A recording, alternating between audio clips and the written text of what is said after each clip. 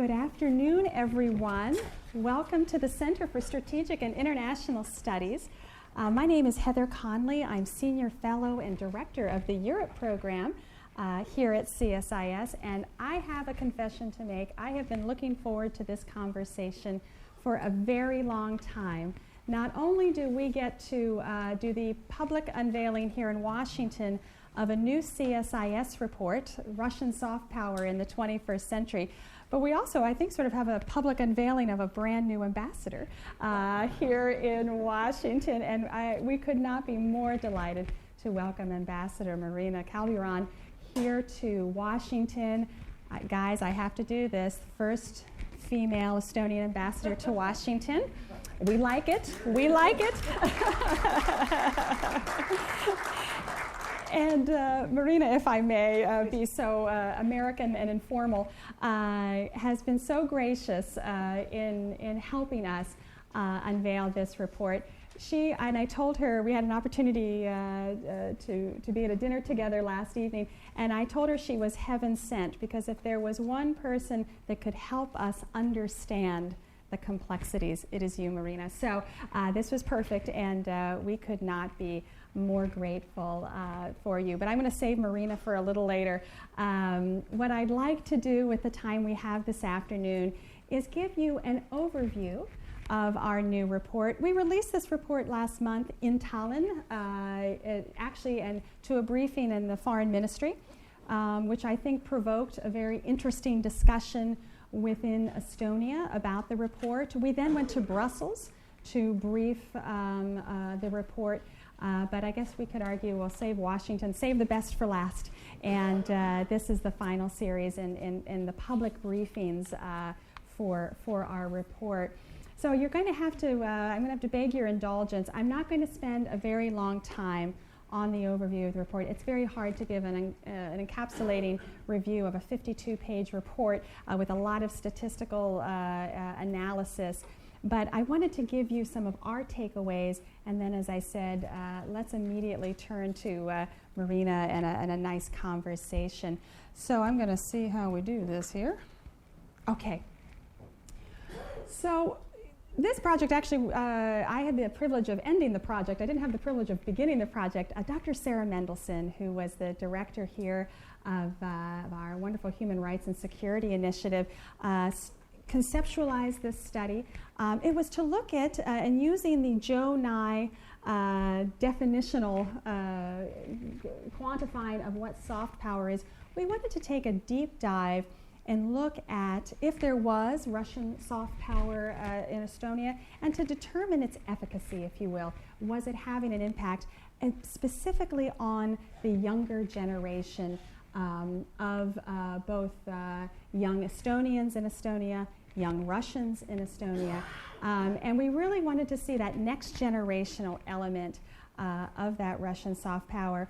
And I raise and look at this because I think it's important for this definition.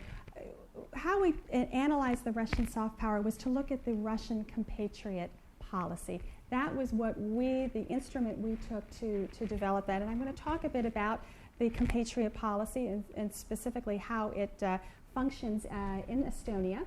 But I wanted to give you that definition. Some of the elements of the compatriot policy do not fall neatly into the Joe Nye definition, but again, that attraction of culture, the language, the ideas certainly does. And I'll highlight where we sort of deviate a bit from Joe Nye's definition. Again, our project goals were to examine Russian soft power using that compatriot policy. Again, the relationship between the Russian diaspora to its homeland. And again, we used a lot of survey work to determine and quantify that impact.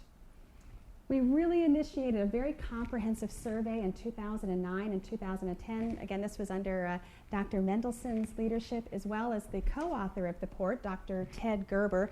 He's my wingman. He's not here with me today. He's a sociologist by training, and he did all the survey work and all the data. So I'm going to give you the snapshot of that data. Oh, but please don't ask me about methodology. I'm probably not the best place to speak to that.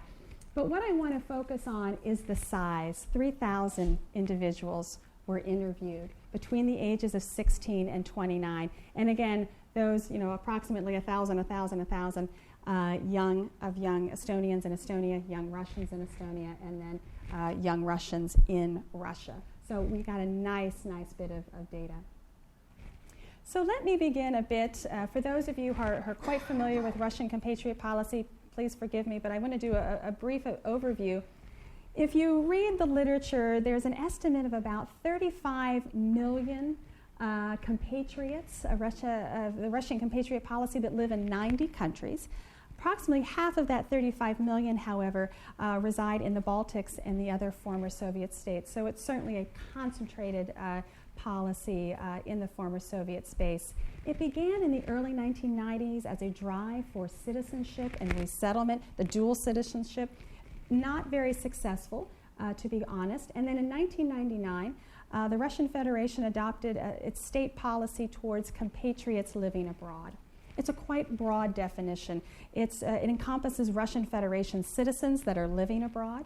It encompasses former citizens of the Soviet Union, Russian immigrants from either the Russian Federation or the USSR, descendants of compatriots, and then a very, very broad category, foreign citizens who admire Russian language and culture. Well, I think that encompasses, certainly, I'll raise my hand, certainly I'm a great admirer of Russian culture and language.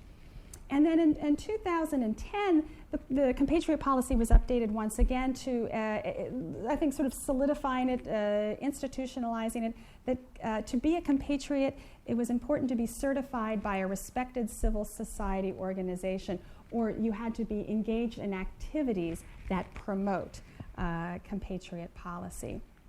So, in a nutshell, the objective of the policy is clearly to promote Russian culture and language, the classic definition of soft power. But I think what stands unique to the Russian compatriot policy are its two other objectives: to fight the falsification of history and to protect the rights of compatriots. Now, how does that work in function? I think, and we will walk you through a bit of how we came to these conclusions, that really the goal of the compatriot policy is to keep the communities separate from society. We felt that was a very important tool. If you separate them, give them different media streams, do not allow that integration, that in fact empowers Russia's soft power or increases its power. It's also, I think, a benefit of legitimizing the historical, the Great Patriotic War.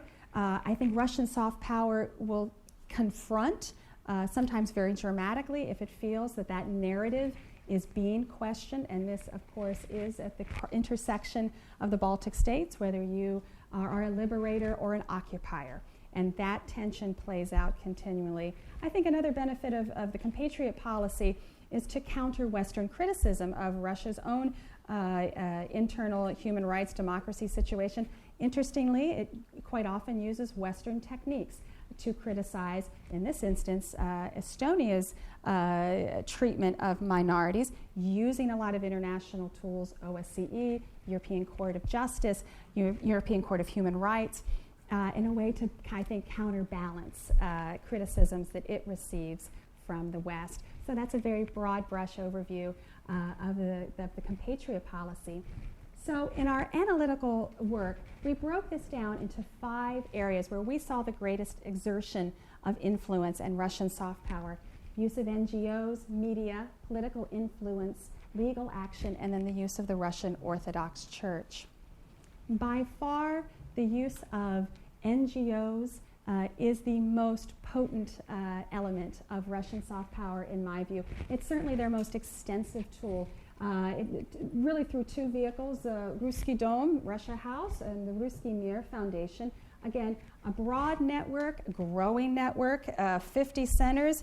In some of the literature, it said by 2020 we may see 100 centers. The budget is growing. In fact, we may see centers certainly increasing in the Baltics area. So this is in becoming a larger effort. It is how culturally they reach out to one another through language classes.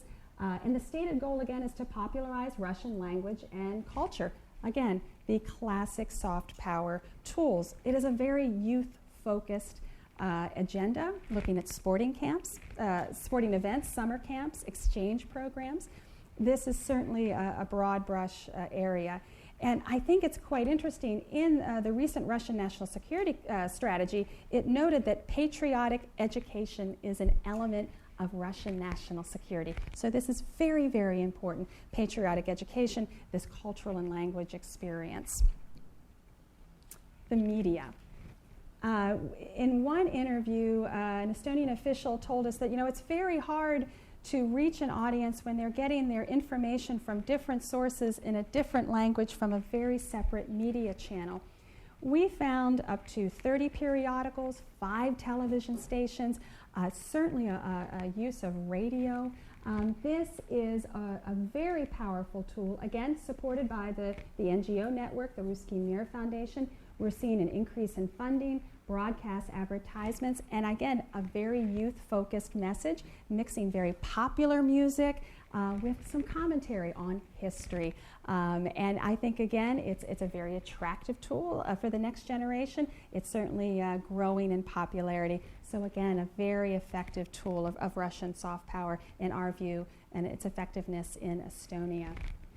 This is where we begin to deviate from the classic Joe Nye definition, because it's not using money overtly to influence, but here in the political party dimension, we certainly have seen some both overt and I would say a bit more covert financing of political parties in the Baltics, certainly in Estonia, and throughout, again, we can make some comparisons of Russian compatriot policy across the post-Soviet space.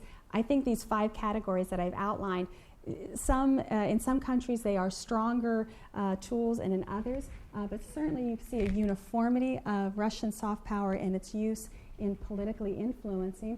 And perhaps we can ask Marina a little bit. In fact, in March of this year, prior to Estonian national elections, there was a controversy about receipt of foreign funds prior to the campaign, to the Center Party, and that caused quite a controversy. So again, we do see this as a tool. It's successful. It can be more successful in other countries. In this particular case, where a $1.5 million euro contribution to Mr. Savisaar was actually a political, sort of caused quite a controversy, and perhaps, I think, certainly changed the dynamics before the Estonian national elections. This is what I was alluding to, so this very interesting twist. The extensive use of legal action and through international organizations to file claims on behalf of the Russian diaspora. We've seen, and this is where I have to, truth in advertising, in the European Court of Human Rights, you don't know who the filing country is. You only know the country where, to the complaint is being made. So we know that more than 800 claims were brought against Estonia. 98% of those were inadmissible. I can't tell you for sure that those those 828 came from Russia, but I have a fair certainty that a strong percentage of them did. But I want to be very truthful in saying we don't have that statistical data point. Clearly, this is, from a foreign policy standpoint, senior Russian officials have been very clear that they're going to use these entities to draw attention to the negative humanitarian situation in Latvia and Estonia. We certainly see at the OSCE in particular a lot of use by Russian diplomats to highlight Russian minorities and their treatment in Estonia. Finally, the Orthodox Church. I have to confess again to you, this was an area that I wasn't quite familiar with. I mean, I certainly had been very recognizing of the growing elevation of the Orthodox Church, certainly within Russia. But I had not realized in Estonia that it does touch the daily life, whether you get your new car blessed or your new apartment blessed. There is an element of the church in daily life, and the use of the Orthodox Church, again, to reach out to the diaspora. Again, it is a different strength in a different country, as it were, but we did find some mild, certainly some influence in Estonia. Now, here's the part where as I said, I need my statistical sociological wingman here. What I wanted to do is give you a couple of snapshots of the statistical data and do a very brief overview of really the assessment. And again, part of our work was to determine the efficacy of Russian soft power. Was it working? Did it have an effect, and particularly on the next generation?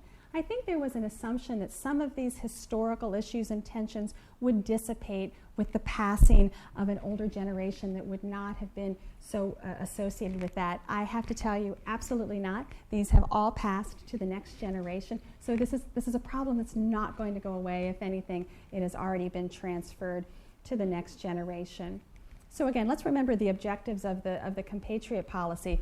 It's certainly trying to fight the falsification of history, and again, that history is very much related to the Soviet liberation of Estonia. And again, I know these are very loaded historical terms. I just want to provide that in context. So one of the questions that the survey asked, did Stalin may have made some mistakes, but overall he did more good than bad.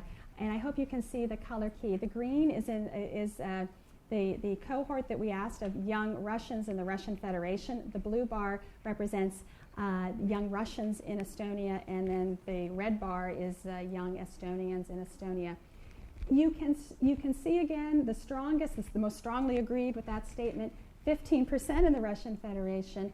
You can see where strongly agree Estonians. That's a very different interpretation of their history. So you can see again those dynamics. What's so interesting to me is that last category, hard to say. Look at that, it's sort of even percent of not sure, hard for me. So there is again some ambiguity there. But if you're trying to, part of your soft power is to ensure your history is glorified, that may have some nuances, but we're certainly seeing the polarization, if you will, of the next generation of those types of questions. Question 2, and again, you have all of these in the report, and there are charts and charts and charts with so much interesting information. I'm just highlighting a couple of the few. Should the Russian government intervene to protect Russians living in Estonia, regardless of citizenship, so whether they are Estonians that hold the gray passport, the alien passport, or actually have a blue Estonian passport? Again, very interesting, and I'm going to caveat this. The young Russians in Russia said, 48% of those, yes, the Russian government should intervene. Here was a funny thing that happened. When our survey work, when we went to Russia to interview the approximate 1,000 young Russians living in Russia, only 25% really went through the whole course of questions. Why? Because the questioner was making them so mad. They're like, why are you asking me all these questions about Estonia? I don't care about Estonia. I don't know anything about Estonia. And so the folks that were taking the survey thought, okay, we're going to get really skewed results if we take this survey the whole way through. So really only 25% of those young Russians in Russia really had enough knowledge, quite frankly, patience, to go through the whole survey. So that tells you, again, where the thinking is. So 48% of them said yes, but that was only a very small band that actually could go through the survey. Again, you're seeing the very broad dimension. Young Estonians said, definitely no, the Russian government should not intervene. So again, you see that polarization. Does the Russian government, what influence, if any, does Russian government statements and actions have on the actual situations of Russians in Estonia? The reason this question was asked, we really wanted to get to, did this really impact your daily life? Do you feel this? Do you see this? Again, let's check the Estonian data. What influence? Only 5% said very negative, 49% said somewhat negative. So young Estonians in Estonia feel this is a negative influence. However, and this is the big thing to be concerned about, the young Russians in Estonia, 54% said, don't know, don't feel it. They don't see where that Russian government potential intervention or influence is there. So is that soft power reaching them on a daily basis? Unclear. Which of the following places do you feel the strongest connection? This is about identity. Where do those young people in Estonia, where do they belong? And this gets back to sort of the origins of the Russian Compatriot policy of, resettlement, coming back home. Again, very interesting. 47% of young Russians in Estonia affiliated where their strongest connection are their town, their village, their city, as did, of course, the young Estonians in Estonia. This means that if there's not I identify or want to be back in the Russian Federation, I identify with my home where I've grown up, and that's Estonia. And we felt that was actually quite an encouraging sign of that identity. What proportion of your friends, acquaintances are Estonian, and what proportions are Russia? This is, again, the question of separation. And for us, we noted this was the concern we shared both with our Estonian government colleagues as well as the Estonian think tank community. We're not seeing much mixing of these young Russians and young Estonians, particularly not in the workplace. And again, if you're not seeing one another, if you're not dealing with friendship bonds and you're not on Facebook talking, you're friending everybody, you tend to separate yourselves, and then that's where you don't have an appreciation for what the other one is feeling. We felt that was important. Although Estonian citizenship rates have been very encouraging, this separation, that's a long-term concern, because if these communities remain separate, they will not be part of building Estonia's future together. And this again speaks to that, what proportion of your coworkers are Estonian and proportion are Russians. They're really very separate in the workplace. They're very separate in their friend and their friendship networks. Do you want to stay in Estonia permanently, or would you prefer to leave the country? Again, we have this, and this is where we did divide the passport holders, both the ethnic Russians with great passports, the alien passports, and then those that have citizenship, have the Estonian passports. You can see, again, those with the blue passports, 47% want to stay in Estonia. That means let's build our future together, and we were heartened by some of those statistics.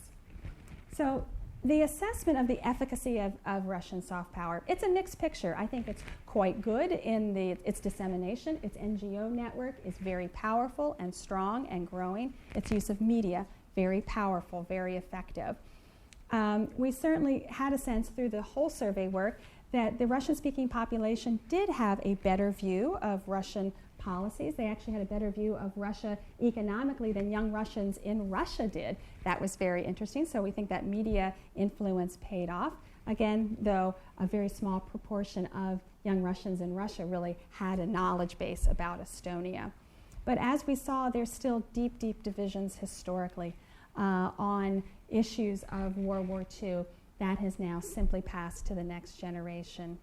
But on the other side, there's no strong identity to Russia. The location of their place of birth or their place of where they are living is much stronger. And we just didn't see the resonance that Russia's soft power had an effect on the daily lives of these young people. They didn't feel it or touch it. And as any universal young person right now, what do they care about?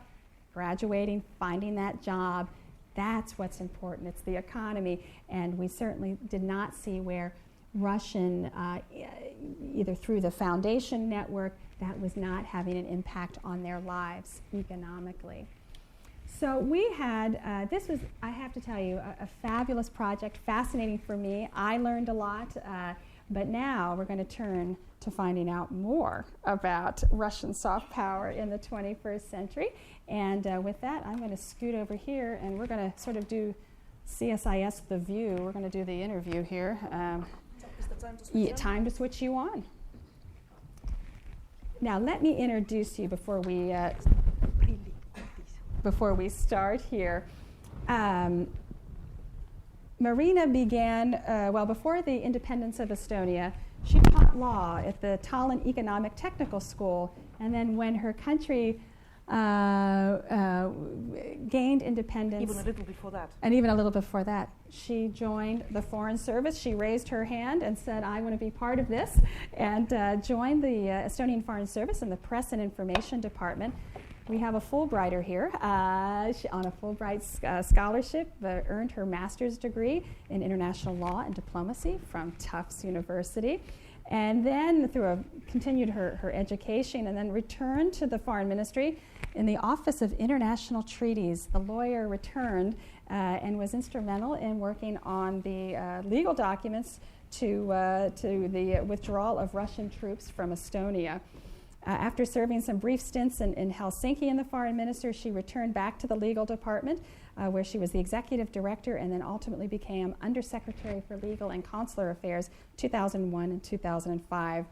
She has served as Estonian ambassador to Russia, as well as to Israel and Kazakhstan, but did not reside in either of those last two countries. And from 2008 to 2011, she was Undersecretary for Foreign and Economic Relations and Development, and that's her official CV. But may I tell him a little bit about your personal CV? Marina is not an ethnic Estonian. Her father is Latvian. Her mother was ethnic Russian. Praise God, is ethnic Russian. And you are a third generation, though, living in Estonia, and you grew up speaking Russian in your home. So you are the living embodiment of some of our report. So I'd love to begin with just getting your reflections on what our report said or didn't say, or if there are elements of it that you disagreed with, or were you surprised by anything? And we welcome you. Thank you for being with us, and we're going to jump right in. Heather, thank you so much. Thank you so much.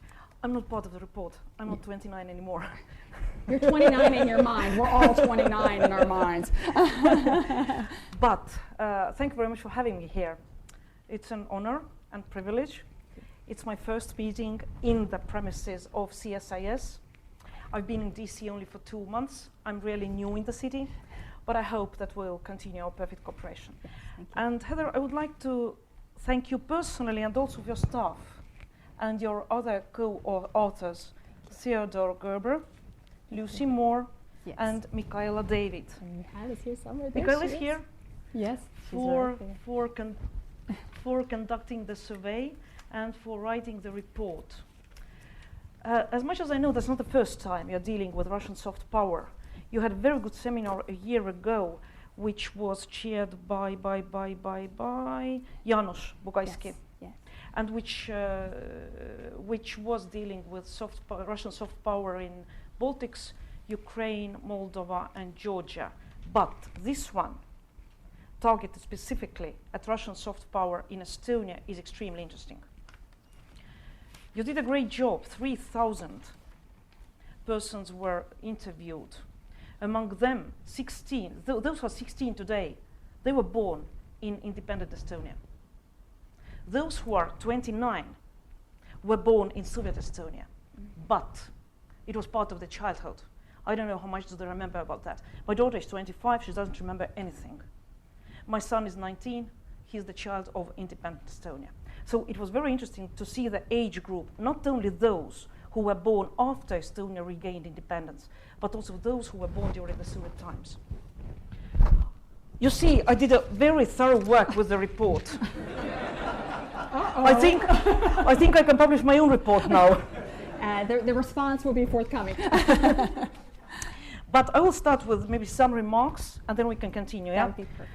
First of all, the term soft power. As you explained, and as it was defined by Professor Joseph Nye, for me, it has a positive meaning. For me, it's your ability to get what you want through attraction. When we talk about soft power in this context, that's not exactly the same soft power that was meant by Professor Nye, that was meant by American, and to apply to the politics of America. For me, Russian soft power, which is a mixture of promotion of cultural and linguistic ties, but also mixture of propaganda, mixture of disinformation, and so on, has negative connotations. Yeah. So maybe one of the things we should think about is to use or to think about another term. Should it be strategic disinformation? Should it be strategic misinformation? Should it be strategic miscommunication? Or, if we go back to the language of the Cold War, active measure? Because as you can see, the aim of the soft power is not to promote Estonia as a nice country where all Russians or people belonging to Russian ethnicity want to live. On the contrary, the aim is to depict Estonia as a poorest country in the EU, not a very successful country that is not a good place to live, with massive violation of human rights. As to the data, 800 claims in the European Court of Human Rights, I don't know exactly, but I think that maybe 2/3 could be from foreigners, 1/3 from Estonians. What Estonians complaining usually about? They're complaining about the too long period of imprisonment before the sentence is passed and before the court makes the ruling. But again, I didn't look into that. I can look into that later. So that concerns the term of soft power. And maybe for beginning, what else I would like to say, I see lots of friends who know Estonia very well. But for those who are maybe not too familiar with Estonian history, I'd like to say just some facts.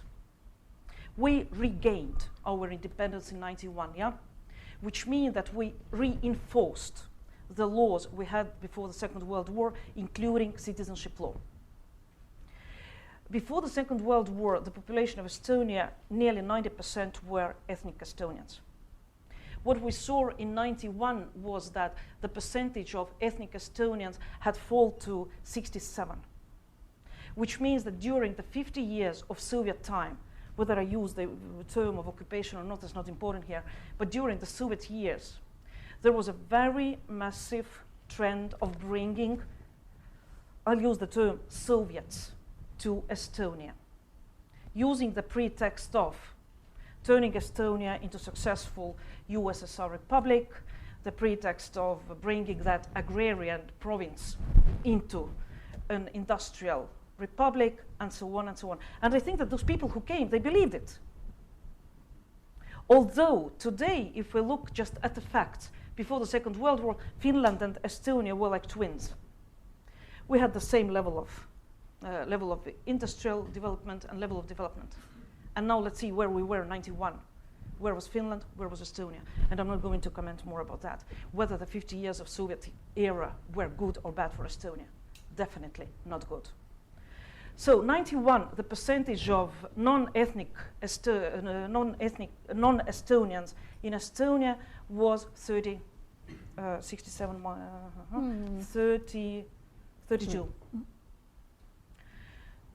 After that, today we can say that 7% of our population are Russian citizens.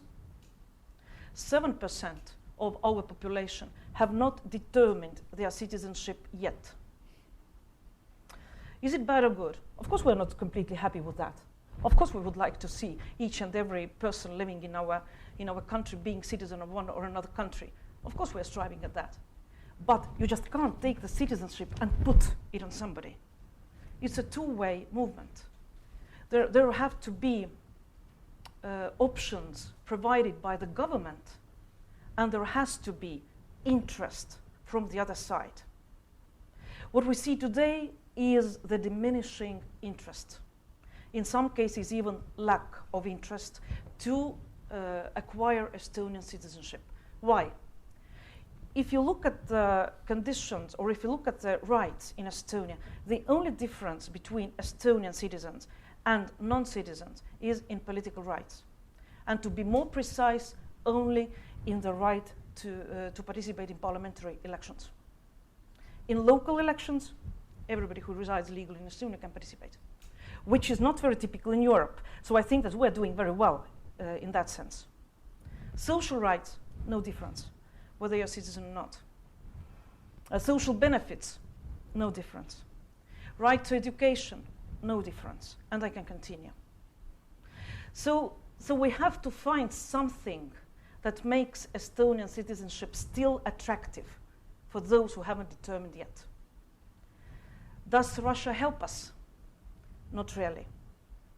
Not in the propaganda work and not in the concrete actions that Russia undertakes. Today, living in Estonia as a permanent EU resident without Estonian citizenship is very convenient. You can travel all over EU You can get established, start businesses all over EU, and you can travel without visas to Russia. It's a clear benefit, especially for those people who feel ties to their kin state, yeah? Who feel ties to their country. The recommendations were very good. Yes, I agree. My government has to keep integration still as a priority on the agenda. Have we been successful? Very difficult to say because there are no international standards, there is no measurement. We can't say, yes, we fulfilled 1, 2, 3, 4, 5, we're perfect. We're not perfect.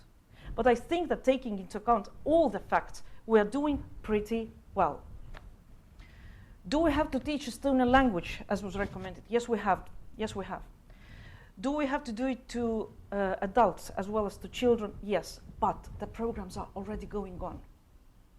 There are Estonian language courses not only to children, but also to adults. They are even free of charge. If after the course you will do the language exam. So they're ongoing. Russians and Estonians working together, very good point. But that's something that I would like to ask from Theodor, how he was determining that. Because Marina Kaljurand, whenever there is a survey, I'm not counted as a Russian. Because usually when Estonian sociologists approach me, for them, they look at my family name, it's Kaljurand. Okay, let's go further. My children, Kaisa Kaljurand, Kristjan Kaljurand. Who would ever think that they might have Russian blood, or they might determine themselves as Russians? How do I determine myself? Yes, I'm Russian. Russian was my mother tongue.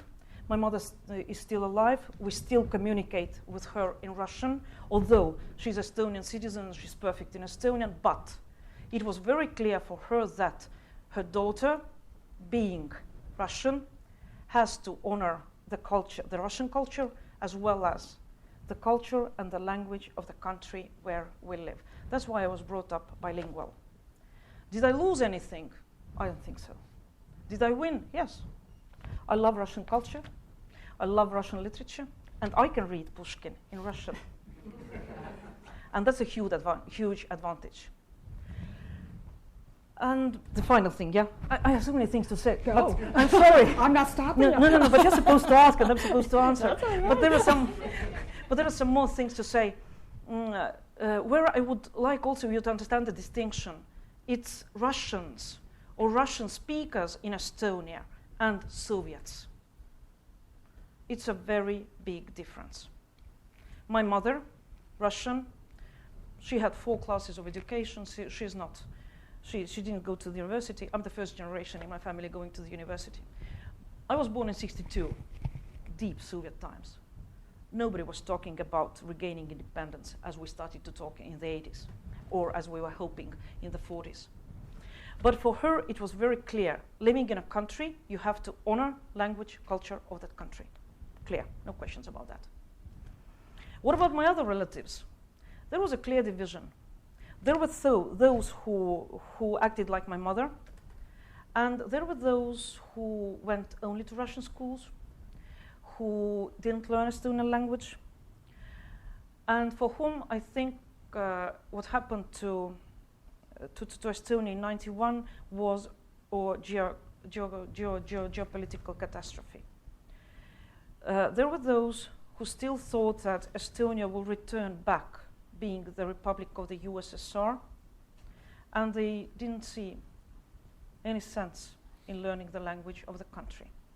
And that's the Soviet approach to Estonia. Can we change it? Among those who are of my age and older, let's say 50 plus, I don't think so. Among their children, yes.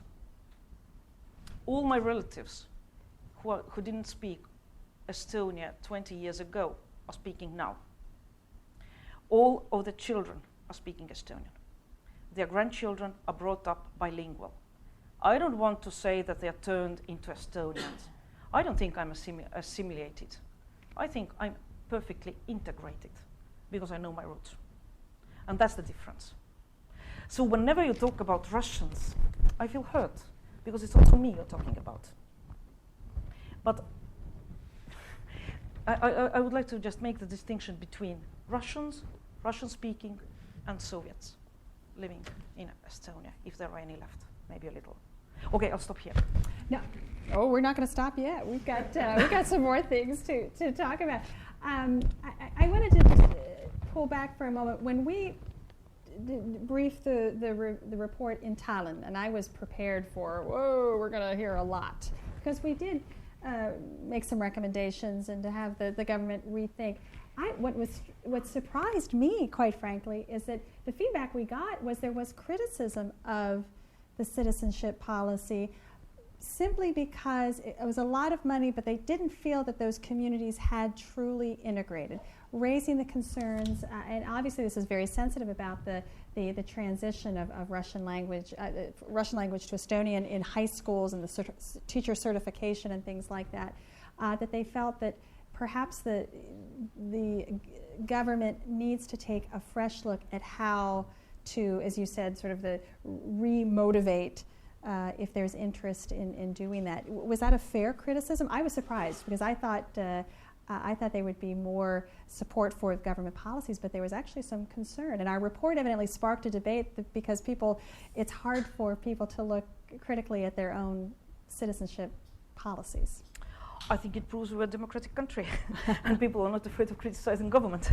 But yes, I agree that there is room for government to think, but as I tried to explain, how to make it attractive. Yeah. It's very easy to say only criticize, bad, bad, bad, bad, but constructive criticism is much better. And that's also something we're expecting from Russia. Like other international organizations and international states and other countries, just say that we've done something well and help us. Talk to those people who are living in Estonia. Talk to those people and say that if you have lived there for 20 years, it seems that you want to live there. Why don't you integrate with that society? You will feel much more comfortable. You will be parts of the society. You could apply for better positions at work. You could be full participants of the everyday life and of the society. Unfortunately, we don't see that. And there are two powers, our government working in one direction and another government working in the opposite direction. And I have to admit that Russia's propaganda is just watch and learn case. They are doing it very well. They are doing it very well in some parts of Estonia, especially in those parts, Narva and around Narva, which are populated by mainly Russian speakers who watch Russian TV. We have not 5 channels, but I think we have some 35, 45 Russian channels. They're listening to Russian radio, but here I can say that they're listening more and more to Russian radio programs produced in Estonia, which is a clear shift. Radio 4 is becoming more and more popular among Russians. The government has done some things. For example, what is very nice in Narva, it's the College of Tartu University. Our oldest university in Tartu has established some colleges around the country. And one of them is in Narva. It was supposed to teach Russian teachers, Russian-speaking Russian teachers about Estonian history, about Estonian culture, and so on and so on. Because unfortunately, even a couple of years ago, majority of Russian-speaking teachers working in Russian gymnasiums were educated not in Estonia, but in Russia, mainly in Pskov, in St. Petersburg, some in Moscow. So they didn't get their higher education in Estonia. The Tartu University College saw its aim to explain to Russian teachers the Estonian history, Estonian language, Estonian culture. And the college today, it's much more than just an educational body. It's the place where people meet. It's a place where people have good discussions. I was invited there several times to discuss about Estonian-Russian relations and to discuss Estonian foreign policy. And there were different attitudes. But the discussion was going on. And that's extremely, extremely important. Some other good projects. Estonian Army. It's interesting to say, but boys from Russian families are more eager to join army than boys from with Estonian background. And that's a perfect place for integration. Certainly in the American history it is. Sports, culture, there are ways, and we're doing, but I agree that everything is not perfect, and so much more could be done, but will be more effective if we do it together, Estonia and Russia. Thank you. Okay, I'm gonna let's go to 2007, to the Bronze Night incident. You are the Estonian ambassador to Moscow. You have a pretty significant demonstration outside of your embassy. This is where Russian and Estonian tensions were at their greatest, and we go into some detail in the report about the causes of that. But in your words, in your reflections, help us understand the Bronze Night and your own sense of the Russian in you and the Estonian. What was your personal reaction, and obviously what the government was doing during those very tense days in April of 2007? You put the picture on the cover of the report. And that's the Bronze Night? Yes. Although I think that, yes, it was an incident in our bilateral relations, but maybe we're talking too much about that. Because our relations are 20 years old now with restored independent Estonia. There are so many other things. We should not maybe pay too much attention to that. Because look what's happening in Europe. Look what's happening with Occupy Wall Street movement, or Multikulti in Germany, in France. Yes, things like that occur, but I think we shouldn't dramatize them. As to the events in Moscow, of course, those events were not nice. To see just some thousands of youngsters, ultra-nationalist youngsters, shouting slogans against Estonia, that wasn't nice. And what we raised with our partners, together with the United States and with EU, wasn't the incident in Tallinn, because each and every person has the right to explain his or her political views, not in the manner that was done there, but okay, they have the right. But what happened in Moscow, it was just a violation of international law. Russia, the country where our embassy was working, is supposed to protect the embassy, the diplomats, and is supposed to create the conditions for normal working of an embassy, and that wasn't done. When we left the building, then the Russian, then militia, now militia officers said, sorry, we can't do anything.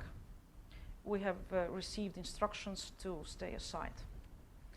I had in my embassy some Russian parliamentarians. Even one was Mr. Slutsky, Leonid Slutsky, who was then deputy chair of Foreign Affairs Commission. He came to the embassy during the time when embassy was under siege. Seizure. And he said that he can stop it in 3 minutes. But he's not going to do that, because it's a nice place for nashists, for the young movement, to get more experienced, to practice their work, to practice their attitude towards Western countries. And it was a pleasure for him to look, to see what was happening in the streets. With my knowledge today, I can say that, of course, it was sanctioned by the Russian government. We don't have proof about that, but as one Estonian official said very nicely, if somebody barks like a dog, bites like a dog, and looks like a dog, then most probably it's a dog. So also in this case, even if I can't say that there was any written decree saying go and do that to the Estonian embassy, I have all grounds to think that it was authorized and it was conducted from the highest echelons in Kremlin. So the bronze soldier, that wasn't easy. Was my government doing was it the best solution to remove the bronze soldier like that? I'm not in a position to comment. I don't know.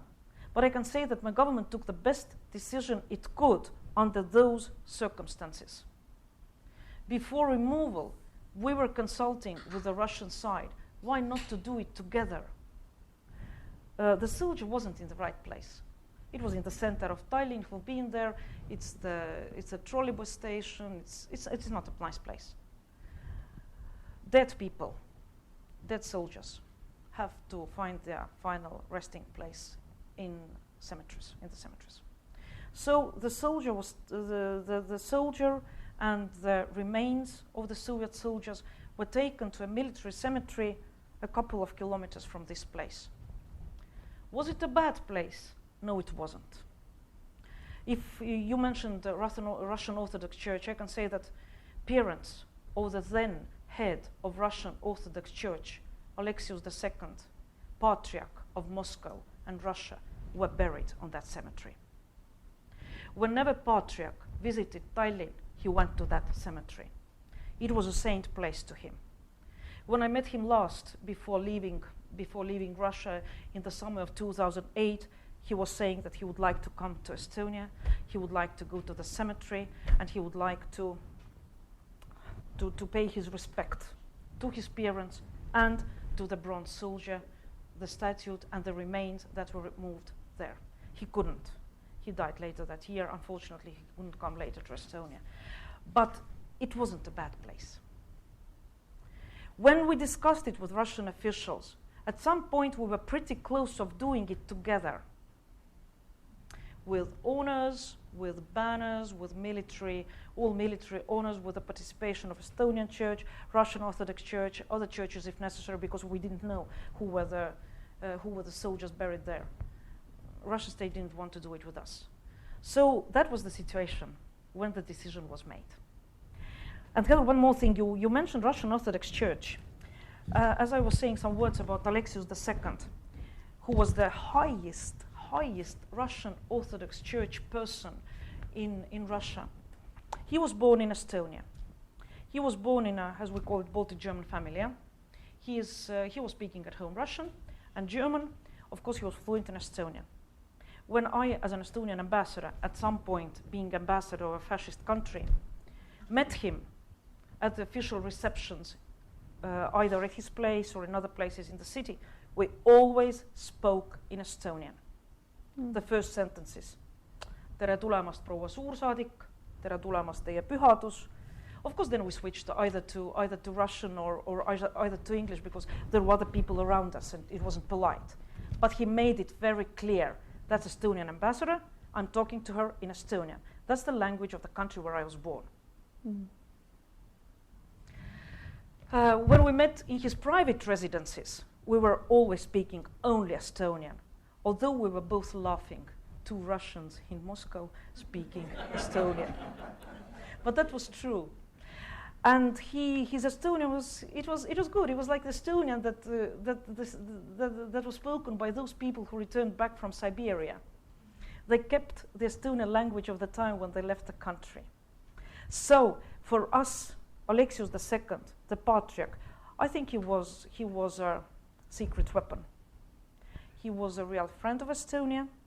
He was doing his best for Estonia, even during the times when nobody came to Estonian embassy and nobody wanted to greet me in the street. He was always talking to me. He was always talking to me in Estonia.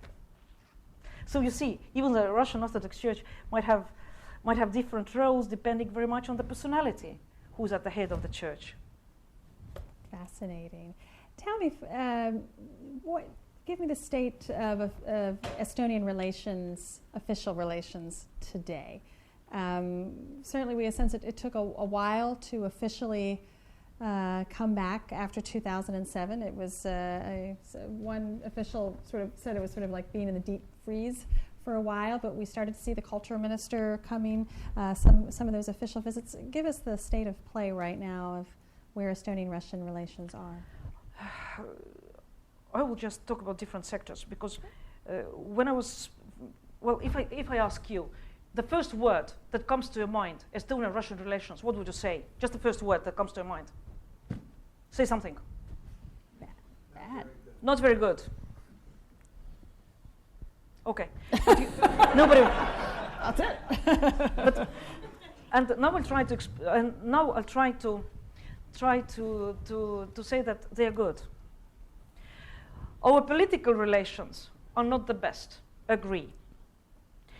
During 20 years of regained independence, we haven't had any official visits of either President, prime minister or foreign minister from one country to another or the other way back. We have standing invitation to all Russian high officials to visit Estonia at any appropriate time. We haven't had.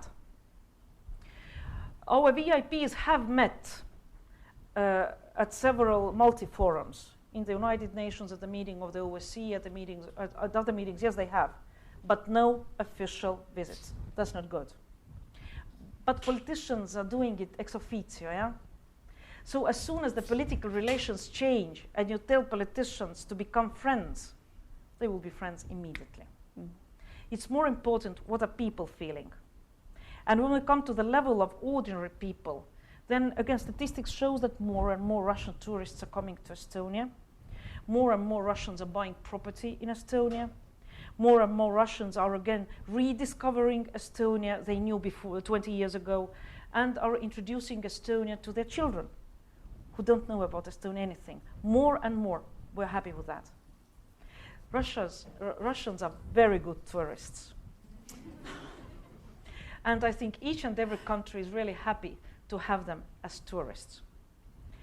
When we come to the cooperation among administrative powers or ministries, I think it's okay. Even during the years of the difficult months of 2007, our Ministry of Interior, Border Guard authorities, custom authorities, social authorities, MFAs, were constantly working because we're professionals. We have to work. If it's we're neighbors, we have to. And we did it. Cultural ties, perfect. I think that even during the Soviet times, there were never so many Russian artists, Russian musicians, Russian theaters visiting Estonia as there are now, and vice versa. Estonians are very well received in Moscow, St. Petersburg, in other cities, and trust me, Moscow is spoiled. Moscow has 263 theaters, and to surprise them, it's not easy.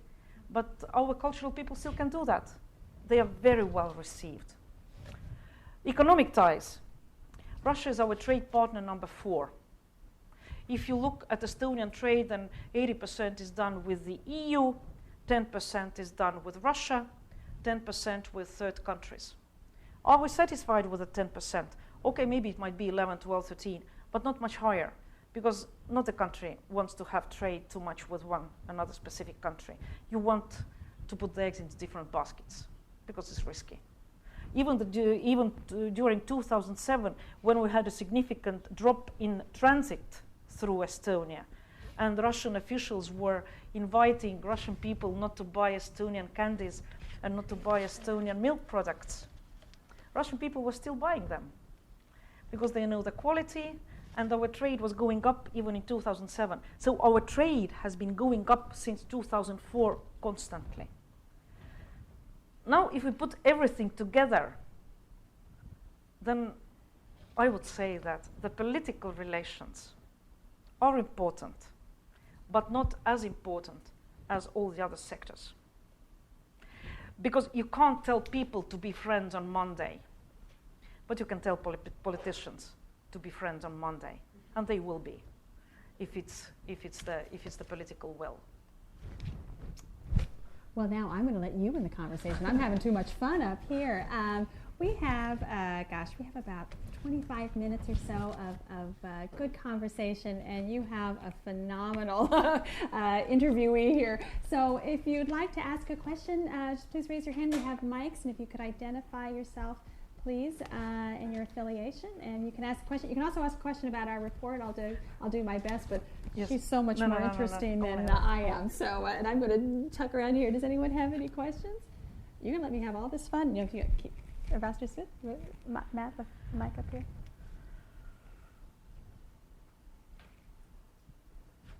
Thanks for the commentary. I think Keith Smith with CSIS. Yeah, I was CSIS. Sorry.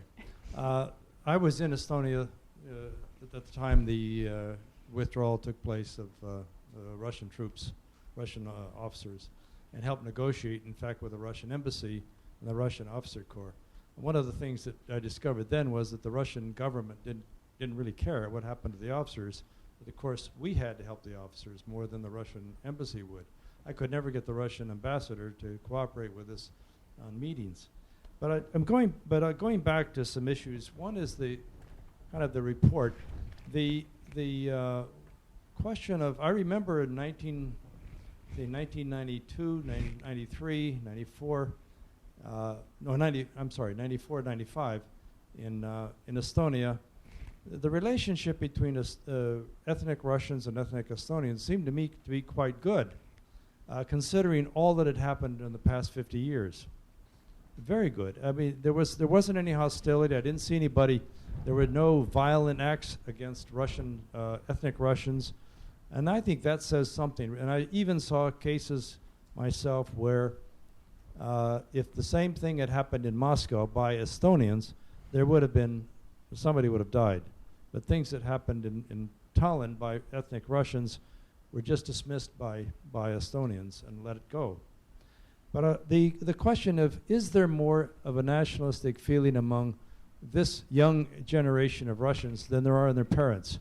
I have the impression from some earlier work that Sarah did that in fact there's more nationalism, there's more ethnic, not pride, but I would say almost chauvinism, by the new generation of Russians than there was by their parents, and whether that's reflected in the figures. Another thing that might be reflected in the figures is that people who answer the questions might be people who feel more strongly, and that those who really don't care or don't want to be too accommodating don't answer the questions, whereas those who feel very strongly against. I see that we still see that when on the list of Russian enemies, and this is put out every year by one of the Russian think tanks, that Estonia, Latvia, the United States, and Georgia are the 4 main enemies of people in Russia.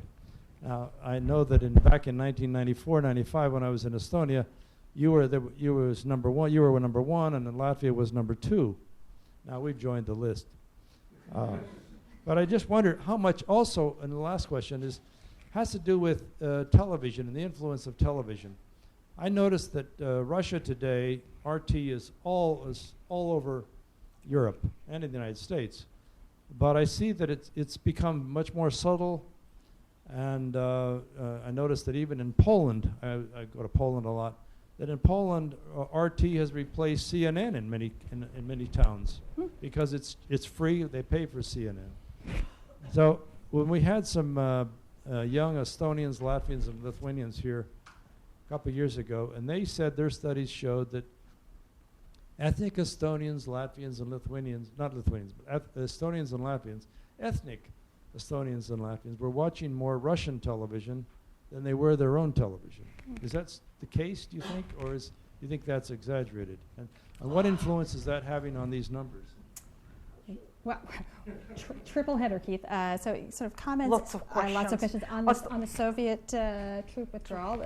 You were also in the ministry at that time, and I was negotiating that agreement. Yes, thank you for your love assistance. that. And then nationalism, and then TV. May I start from TV? Sure. The role of TV during the Soviet time, TV was playing. It was the most important media channel. No question. Russia today. I'm talking upon the experience I had living there. Yes, still, media channel number 1. It's a must to watch state-sponsored channels. It's a must to watch 9 o'clock Vremya. It's a must. That's the prime source of information. Radio, not so much. Maybe in more distant parts. We might say that to some extent Russian media is free. Yes, they have Echo Moskva. It's maybe listened by 3 millions, 6-7 millions, not more. They have some newspapers, they have internet sites, yes they have, but majority of population is used to watching TV. Now my own experience. During 2007 and during my whole time as an ambassador to Russia, I tried to go to TV stations on air, not pre-recorded, but on air. I was allowed twice. Once to a TV show where I was promised that I will get 2 to 3 minutes without interruption to say what I want to say. It didn't work out. Second, to the political debate by Vladimir Vladimirovich Pozner, Времена, where Pozner again promised that I will have some time without interruptions to say what I wanted to say. I didn't get it. Okay, these were my two experiences. All the other times, I was several times pre-recorded, and when I saw the clips on Vremya, that wasn't me. It means that I was me, but it was twisted. I started speaking in this jacket and finished in another jacket. So these were all my words and all my sentences, but they were put together. And then I stopped doing that. Another channel where I was speaking, it was again Echo Moskva, as I said. They were open, they invited me, and they asked for comments. But unfortunately, as I said, maybe less than 10 million listen to Echo Moskva. It's a niche. It's a niche for certain circles in Russia. So Russians are very, very TV people. Russians in Estonia. I have the impression that Russians in Estonia are also very TV people, but they are more used to internet searches. They are more used to listening radio. As I said, Radio 4 is becoming more and more important. So they have also other channels. But the propaganda that is done by Russian media to ethnic Russians in Estonia, it's so strong. As you pointed out in the report, you have a nice Soviet movie, you have a nice concert, then you have news. If you look at the news, all the sentences are right. But they are given with a twist that the whole picture is not correct. I remember a clip in Vremya about one of the US shuttles coming down. The clip started, another US shuttle will land tomorrow. It's going to be disaster. Because usually they have problems. They have problems with that, with that, with that. Everything was correct. So it went for about 5 minutes, and then there was the last sentence. The shuttle landed, and the next news, music, or sports, or anything. Everything was correct. You can't say that the sentence was wrong, but the way it was conducted, it wasn't right. Chauvinism among young Russians. What happened on that night, it was a mixture of everything. Yes, those young Russians in the streets were shouting slogans against Estonian sovereignty. They were shouting slogans supporting Russia. Yes, they were doing it. But later, when our investigators looked at the picture of those who gathered, there were lots of criminals. There were lots of, well, how to say, not too many young people with higher education. So I can't say that it was the full picture of Russians residing in Estonia. Definitely not. I think it was more coincidence of different negative things or matters. What the Russians are doing, young Russians in Estonia today, they have discovered, like me, that knowing 3 languages, Estonian, Russian, and English, you can get the best job. You can get the best job in Estonia if you want. Young Estonians have discovered the same. Russian is today foreign language number 2, studied by young Estonians. English first, Russian second. For long years, second and third were German and French. Now it's definitely Russian. So they are learning more. Are they learning because they want to stay in Estonia or they want to go to other EU countries? I think it's both ways. When during my 3 years in the Ministry of Foreign Affairs, I visited approximately 40 secondary schools and all Estonian universities and talked to students. I was invited to talk about development cooperation, but also about Russia. And when I asked the Russian people, what do you want? We want to go to study in America. We want to go to do, but come on, guys, not everybody can study in America. Somebody has to work, and somebody has to live also here. So think about your future from that point of view. Not all of you can go to study abroad. If you want to leave the country, you have to also find some place or some work, what to do in this country. Do you want to go to Russia? No. We want to stay here, or better, go to study abroad. I think it's too early to say what has happened to that trend. Perhaps we have to come to it some years later, maybe some 5-10 years, to see what happened to that young Russian generation that was born after 91 and that wanted to go to Europe. Did they go or did they stay in Estonia? Definitely, they maybe a small number of them will go to Russia, if any at all. And if you look at the numbers that Heather was showing, there's no hatred among ethnic Estonians, ethnic Russians. There is no hatred. It's the propaganda. And if you see who's complaining the most about the massive violation of human rights in Estonia, it's official Russia. Then there's a gap. Then Russians living in Estonia, and Russians living in Russia, they don't care about it. Russians living in Estonia, are they complaining really? Again, look at this at the data, not really. Their concerns are the same as for young Estonians. Education, employment, social guarantees, they have the same interests. During 20 years, we have had several ethnic Russian political parties.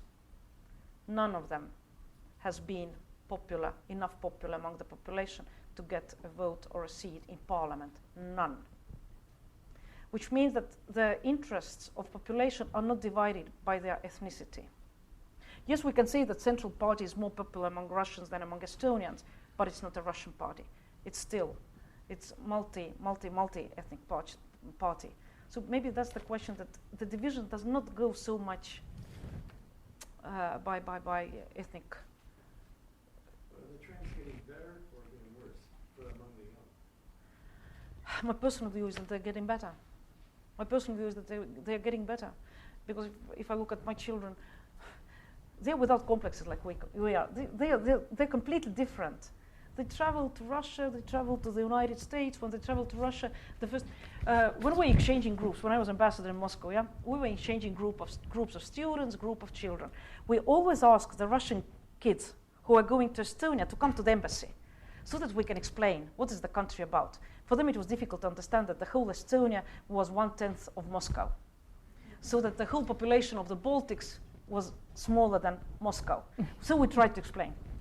The question they often asked was, how can I recognize a fascist walking in the streets of Tallinn so that I know I can run away? Okay. We also asked the kids to come to the embassy after they visited Tallinn. There were no questions like that. From Estonian side, my son was going he was 7th grade at the time, and his teacher called me, Madam Ambassador, what do you think about our grade going to Moscow? Is it too dangerous if we speak Estonian language? Are they going to beat us?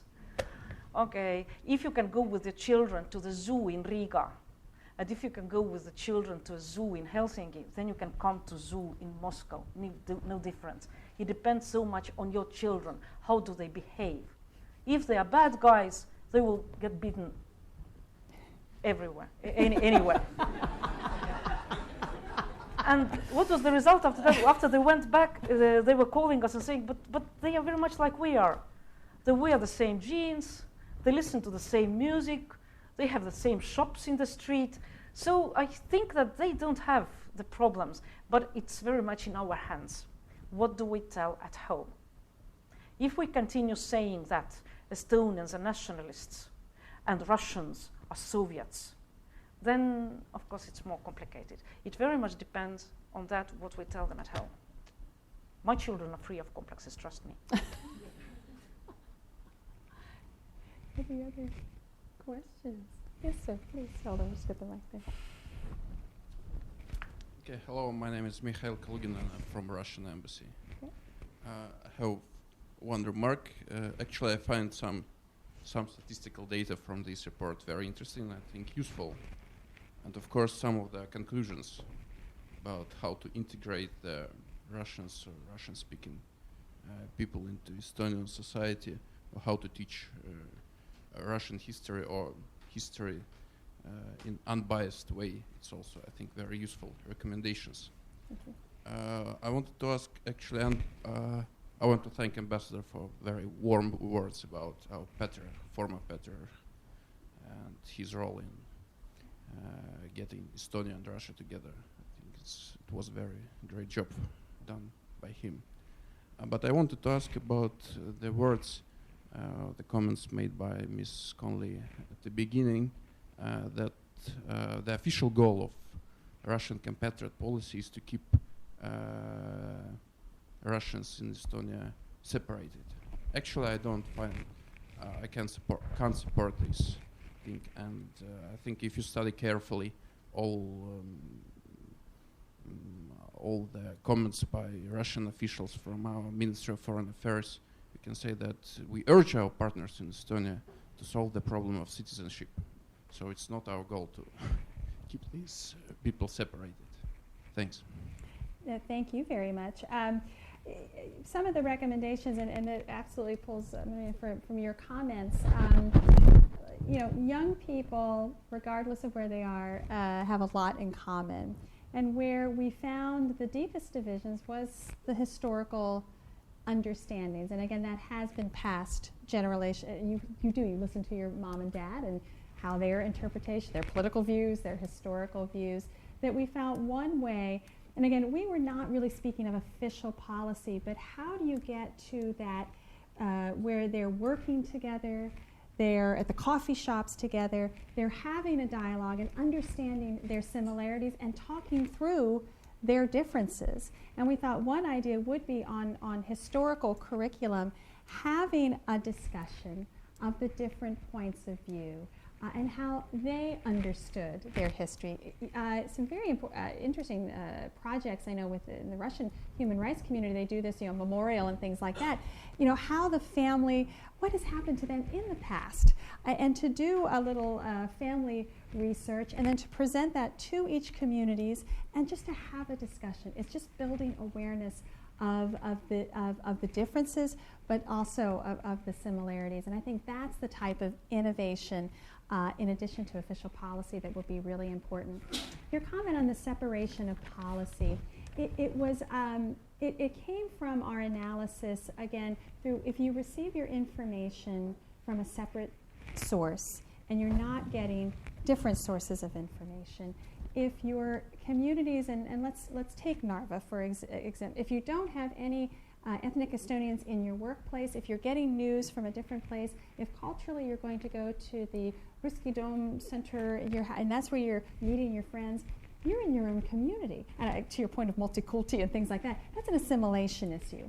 We have it here in the United States in some instances, when a community can be so separate yet not be part of the larger effort. And in part, we felt that was an outcome of the Compatriot policy, whether implicitly or complicitly. That was how explicitly. That was what it was in part what it was doing. And we felt an antidote to that was to bring these young peoples together, not in formal networks, but at the coffee shops, on the internet, in the Facebook chat rooms. Let's have them talk to one another and see themselves as together they're building Estonia's future, not having parallel communities where the other one doesn't have much influence or role on the other. That was how we came about it. And you're absolutely right. Your comments on the patriarch, as I look at history, as my own understanding as a former government official, how often does it come down to the personal, the relationships, what that one person can do? And that's an amazing, and a story that I didn't understand or know. That's a very powerful message, particularly from the leader of the Orthodox Church. Really amazing, really amazing. I don't know if you have any comments on were we right in assuming that there was a policy of separation, or it's not? We over dramatized that. We officials, we know how to write policies. We can write different policies. We can talk according to the talking points. Our ministers can say what needed. What your foreign minister said a couple of days ago was that, yes, the Western democracies or the Western countries have their rights, have their right to be present in the former USSR region, including the Baltics, but they have to take into account our interests. That was Mr. Lavrov saying a couple of days ago. What is important is not only what's written in the policies, but what happens in practical life.